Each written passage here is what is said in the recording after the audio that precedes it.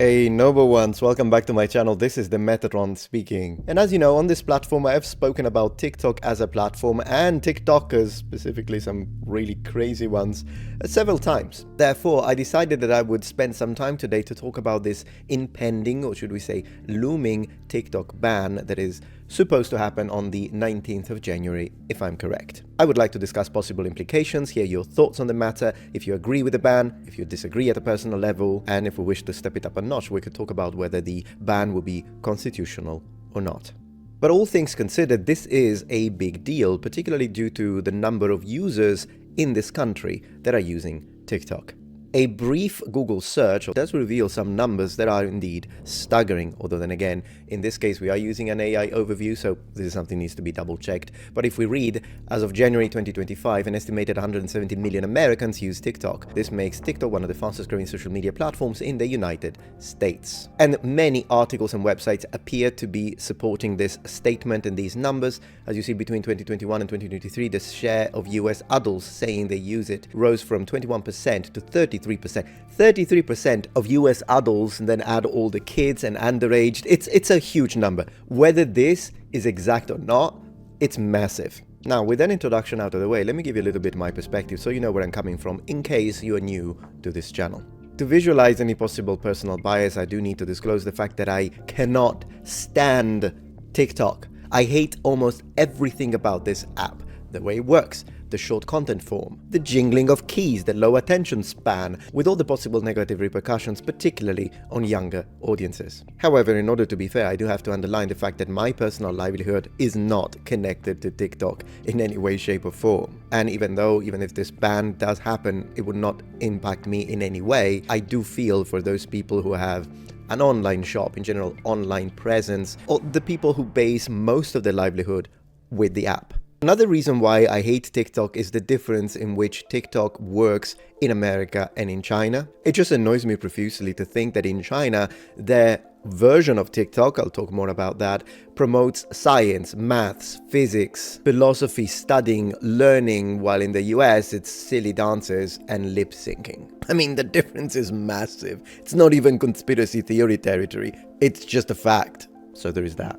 And the funny part is that I tried to produce good quality content in order to try and provide some nice historical information and education to kids in Europe and in America with a certain degree of success. I mean, 7.3 million, 4 million, 3 million. So you'd be like, oh, so you are making money? Nah, this makes nothing. It's nothing. I kind of gave up on it. I'm certainly not going to try again during the possibility of a ban. We'll see in the future. Right now, it just makes more sense to work on my other platforms where the actual revenue comes from, aka this channel, my second channel, Metatron's Academy, all about languages, my third channel or gaming channel, Metatron's Protectorate, all about vintage stuff, and my Twitch account where I stream 4 to 5 times a week. Shameless plug, all the good links in the description, let's go. And on the topic of different platforms, did you hear about Red Note and the migratory phenomenon that we are experiencing as a species? And here we are, Red Note with its Chinese name, Xiaohongshu, which actually means Xiao, little, Hong, red, Shu, book. Xiaohongshu, alternatively as Red Note, is a social networking and e-commerce platform in the Xiaohongshu community. Information is presented in a photo wall style layout, blah blah blah. Basically, it's an alternative to TikTok, I guess, from the perspective of those who are migrating there, which to me feels more like something done out of spite because of the possibility of the ban. And I've even seen people making statements on Twitter such as this one. The US is banning TikTok, so tens of millions of people migrated to a Chinese-owned platform. I'd like to see the actual data and screenshots that says this, just because you say it, I'm not just going to believe it. It's currently charting at number 1. Americans are literally learning Mandarin.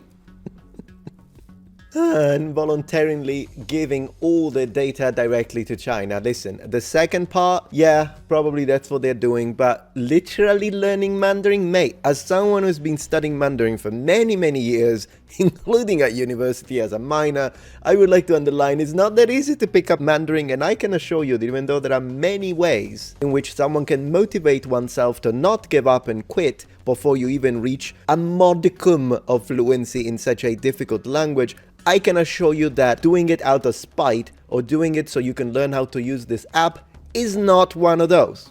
Okay? You're not gonna learn Mandarin like that. Yeah.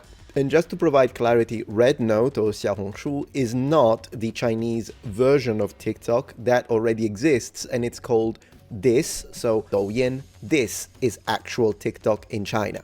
Douyin. Yin means sound. I think Dou means like shaking. Let me double check it. Yeah, it does mean shaking. 他把外套在门口给抖了出来. Yes, shake. So, shaking sound. That's TikTok in China. What an informational channel. In all seriousness, talking about the ban now, I am a very pro-freedom individual. So this really is a little bit of an inner battle for me, because on one hand I can't stand TikTok, but on the other hand, this idea that a government can interject between the population and any given app, and they can just say, nope, you can't use this app, you can't visit this website, you cannot use this domain, kind of rubs me wrong, in principle, if you see where I'm going. However, we have just stepped into probably the major aspect of all this discussion, which is whether or not this ban infringes on your personal freedoms or not is dependent on a balance between governmental power when it comes to possible foreign threats and First Amendment protections in the US. And this is really the fulcrum of this whole discussion. So we could say that if this ban is seen not as a protection from a possible foreign spy app, but as content moderation, then the government is infringing on your personal rights. However, if there is a threat, then it becomes a matter of public safety and national defense. And you see, the former isn't government business, the latter is. So if we wish to be objective and methodical in the answer we give to the title of this video, it really boils down to, but is there a threat or not? Because if there is a threat, then yeah, the app should be banned. Although I will go more into the details of this in the second part of this video, where we'll discuss different levels of threat may require different parameters of a governmental response. But if the threat is not there, and the only reason why we want it banned is because we don't like it, then maybe the government shouldn't ban it, and it should be a family thing. So like, you ban it from your household with your kids, I suppose. So something that parents should decide with their kids, and once you're an adult, you do whatever you want. This is the nutshell of the conversation we're having today. All of this is legally focalized on the so-called Court of Appeal Protecting Americans from Foreign Adversary Controlled Applications Act, which requires TikTok to be divest or to be banned in the USA. In this specific case, when we read divest, we are basically saying that TikTok, or the US branch or arm of TikTok, would have to be sold to an acceptable US party in order to sort of remove foreign, in this case Chinese, interference, ownership and control of the app in US soil. That is because, as we read, divestiture, the action or process of selling off subsidiary business interests or investments. For instance, the divestiture of state-owned assets. And as we read, divestiture is the partial or full disposal of a company or entity's operations or assets. So in this case, the American branch of TikTok. So in China, they will still keep it clearly. And of course, let's keep in mind that TikTok is not owned by the Chinese government. It's owned by the company called ByteDance, which is a private company, although then again, it is headquartered in Beijing. So there is that. So even though TikTok has multiple times publicly denied any accusation that they would ever let the Chinese government have access to any data for data analysis, data harvesting, it still is difficult to believe that if the Chinese authorities do knock on their doors, they're gonna say like, no, we refuse. Yeah, good luck with that. Now, before we go deeper into this possible threat analysis, I would like to discuss very briefly or touch upon the fact that this isn't really a political matter, even though it may feel like it is. And the reason why I'm saying that is because, well, as you know, my audience is quite mixed politically. I've got people who are just interested in ancient civilizations and history, and therefore they come here regardless of their personal politics, and I respect your freedom, of course. This isn't a platform about politics. But when I say that this isn't necessarily a political matter, is because even though there is a strong political aspect to it, it's not a left versus right scenario, because the way I understand it, this bill was passed by both Republicans and Democrats. And when I say pass, I'm saying overwhelmingly, because in the House, for what I can read, 352 to 65 votes and 79 to 18 in Senate. So it's like, it's the one thing the Republicans and Democrats agree on in this country, apparently, is this. So as I was saying, it's not necessarily a left versus right, but it's more of a people's versus government, or maybe even constitution versus governmental authority. That's what we're talking about. With that being said, let's assess and talk about this possible national security threat. When we talk about the national security threat angle and the foreign policy angle, the following are the items we are discussing: data harvesting, privacy infringement, censorship, influence. Starting with data harvesting. The app would be allegedly recording and sharing with the Chinese government information about its users. Now, I can't prove it, but I'm gonna say that 100% that's happening. The information and data of the users being taken and possibly sold or utilized by the company. Keeping in mind that Google does it, Facebook does it, Instagram does it, everything does it, for context. Now, when it comes to data analysis and the selling of your personal information, well, of course, when we're talking about privacy, it's a disgrace. It is despicable that we are losing our privacy, not only in this country, but I want to say at a global level. But when it comes to the data, how valuable would it be to a foreign and possibly adversary government? Well, when it comes to single non-VIP individual users, then it would probably mean nothing. But do remember the number of users in the US, that's 170 million people. So when we are talking about large population clusters, it could absolutely be used by an enemy power to study, plan, execute, organize intelligence gatherings on US soil to be used against American citizens. So the key here is the large number of users. Once again, if the app was small and it was just recording Tommy going to the barn to feed the cows 7 times a day, that wouldn't matter. But it's 170 million people. You can create or build pattern recognition schematics out of it. Information on population density, people's spending habits, preferences, proclivities, times in which most of the population in any given area is awake and active as opposed to be sleeping, work routines, and this could be used, of course, in the worst case scenario for a terrorist attack, or perhaps even to study the American mind as a collective, in order, for example, to then produce a highly effective, specifically designed type of propaganda. Now let's talk about an active engagement: influence. Influence can mean political influence, namely interfering with political discourse, say election interference. But it doesn't always have to be as big or obvious as that. And it could in fact reflect into people's idea molding in order to monitor and manipulate the thoughts of the masses in any given country. And then those thoughts and ideas could solidify into voting at a later date. Imagine, for example, that IP-based recognition of users' placement within the geography of the United States. Imagine you focus on one state or 2 states where you know that there is a certain number of voters skewing into one direction rather than the other, and then you shadow ban certain videos that push a narrative and instead push onto the feed of those users videos that you think could, in the long run, change the people's perspective and mind in that specific territory. It's not crazy to think about something like this could be used and probably is being used. One of the reasons why I hate the media. And you could control and shape public perceptions, control news broadcast, influence the minds of the collective. Not to mention, when you have an app that has such a level of psychological dependency, it is addictive. You can end up altering the population's interests and purchase history. And when we're talking about tens of millions, hundreds of millions of people, it could end up diverting a significant amount of money, which could impact shareholders. There is a lot. So it is fair to say that all of these could be items of national concern. The only problem with this, though, is that up to what point can Congress ban an app on the basis of a potential foreign threat without providing evidence of said threat to the public?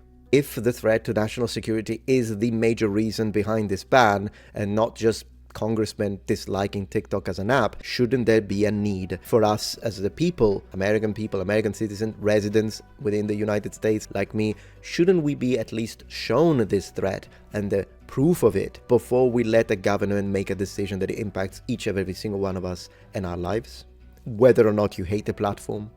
I personally wonder if there is any pattern recognition studies or algorithms that could be used to study this phenomenon professionally, and perhaps the current appeal to the Supreme Court justices with the possibility of a temporary hold may give professionals involved time to develop something like that. Of course, I'm not an expert when it comes to legalese. I haven't got a clue if the Attorney General would even end up enforcing the law, whether it be passed or not. Above my pay grade. But this is what I think. If the threat is confirmed, provide evidence to the people and then proceed to ban it. If instead the threat is not high, it's moderate to even unlikely, then that's what I would do. I would have a ban enforced only onto VIPs.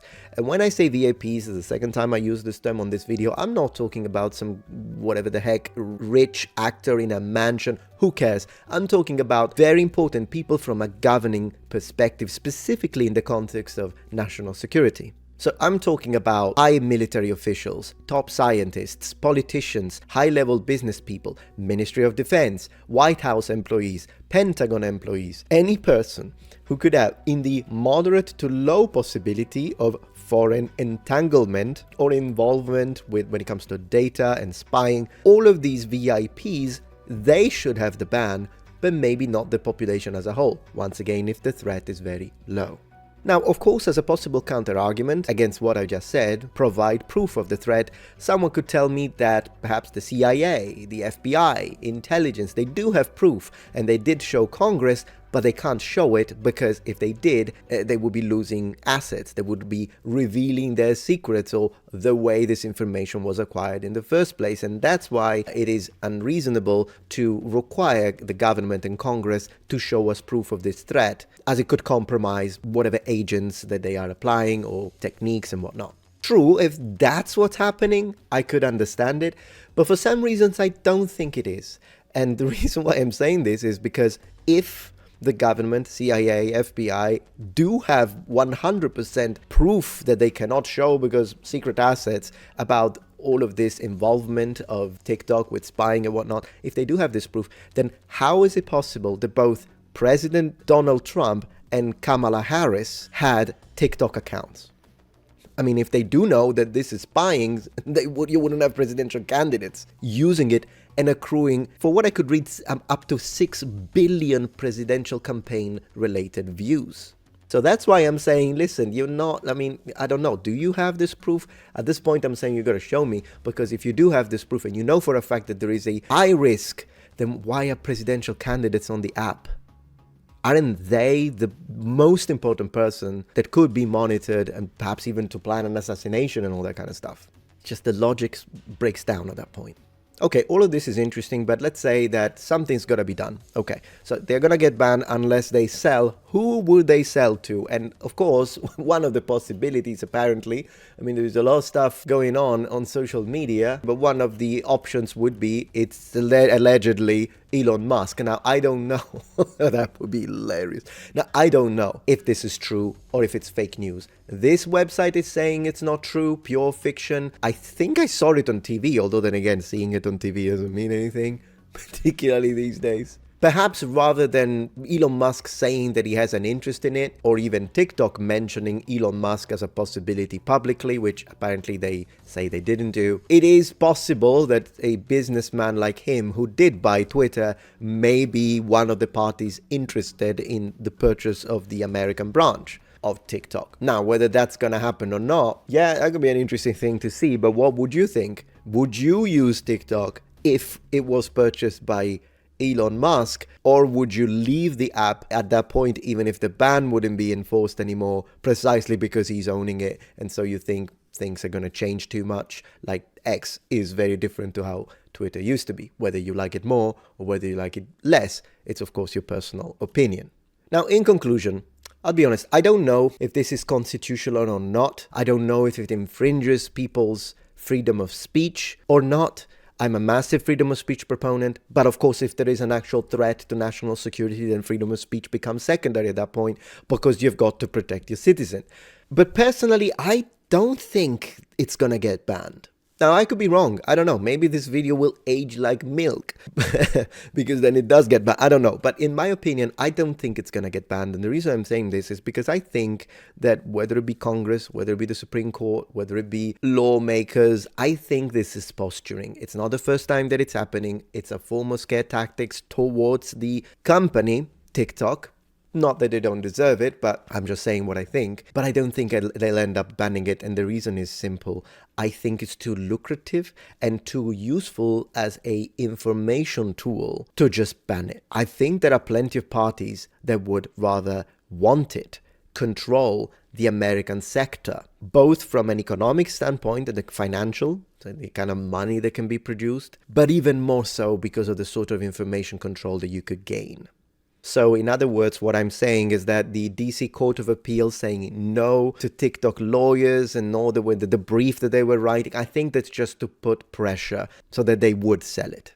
Now, given we could talk a little bit about the possible less restrictive alternatives, maybe the government could enforce a label on the app, maybe the government could enforce the app to only be 18 plus or 21 plus, and as I say, they could avoid people of importance, strategic importance, to be banned. And I think that's already the case for high military people, but maybe even deployed military, or like even National Guard members shouldn't have TikTok access. I mean, that can be done, and it's all less restrictive than an actual total ban. But whatever the case, I just don't think it's going to get banned, but we will see. At the end of the day, I am more interested in seeing your opinion, so do let me know in the comments below. And as always, thank you very much for watching. I hate TikTok, but here we are, trying to be fair as usual. And remember, the Metatron has spread his wings.